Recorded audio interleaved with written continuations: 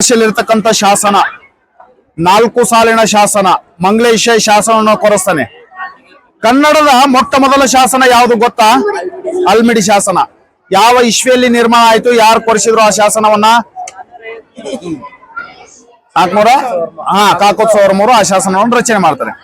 ಆ ಅಲ್ಮಿಡಿ ಶಾಸನ ಸಿಗುದಕ್ಕಿಂತ ಪೂರ್ವದಲ್ಲಿ ಇದಕ್ಕೆ ಕನ್ನಡದ ಮೊದಲ ಶಾಸನ ಅಂತ ಕರೀತಾ ಇದ್ರು.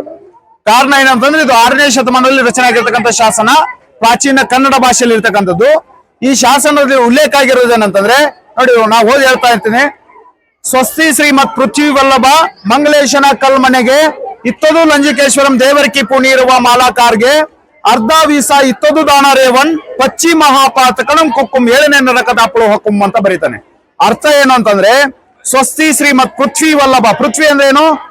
ಭೂಮಿ, ವಲ್ಲಭ ಅಂದ್ರೆ ಒಡೆಯ, ಆ ಭೂಮಿಯ ಒಡೆಯ ಮಂಗಲೇಶನ ಕಲ್ಮನೆ ಅಂದ್ರೆ ಈ ಕಲ್ಮನೆಗೆ ದಿನನಿತ್ಯ ಪೂಜೆಗಾಗಿ ಹೂವನ್ನ ತಂದ್ಕೊಡುವಂತ ಹೂಗಾರನಿಗೋಸ್ಕರ ನಂದಿಕೇಶ್ವರ ಎಂಬ ಗ್ರಾಮದಲ್ಲಿ ಅವನ ಉಪಜೀವನಕ್ಕಾಗಿ ಅರ್ಧ ಊರಿನ ವೀಸಾ ಭೂಮಿಯನ್ನ ಬಿಟ್ಕೊಡ್ತಾರೆ.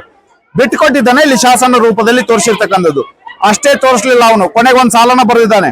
ಪಚ್ಚಿ ಮಹಾಪಾತಕನಂ ಕುಕ್ಕುಂ 7ನೇ ನರಕದ ಅಪ್ಪಳು ಹುಕ್ಕುಂ ಅಂದ್ರೆ ಪಚ್ಚಿ ಮಹಾಪಾತಕ ನಕ್ಕು ಹೇಳ್ತಾನೆ, ಈ ಶಾಸನವನ್ನ ಯಾರು ಹಾಳು ಮಾಡ್ತಾರಲ್ಲ ನರಕದ 7ನೇ ಉಳುವಾಗಿ ಹುಡ್ತಾರೆ ಅಂತ ಬರೀತಾರೆ. ಅಂದ್ರೆ ಶಾಸನಗಳನ್ನ ಯಾರು ಕೇವಲವಾಗಿ ಕಾಣಬಾರ್ದು.